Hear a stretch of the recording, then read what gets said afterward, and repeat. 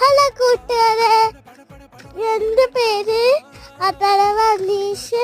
അമ്മ ബൈക്കിക്കാട വരുന്നുണ്ട്. ഞാൻ ഇന്ന് ക്ലാസ്സിൽ പോവാണ്. പിന്നെ അമ്മയോ അല്ല ക്ലാസ്സിൽ കൊണ്ടാക്കാം. ഞാന് പിന്നെ മിഞ്ഞാണ്ട് വീട്ടിക്കൂടെ പോകും.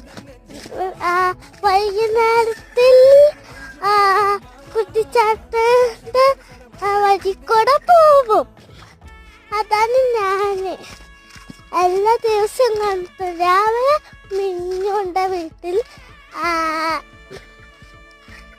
വൈകുന്നേരം കുട്ടിച്ചാട്ടന്റെ വീട്ടിൽ കൂടെ. ഇനി ക്ലാസ് അടച്ചടിക്ക് ബോറാവും.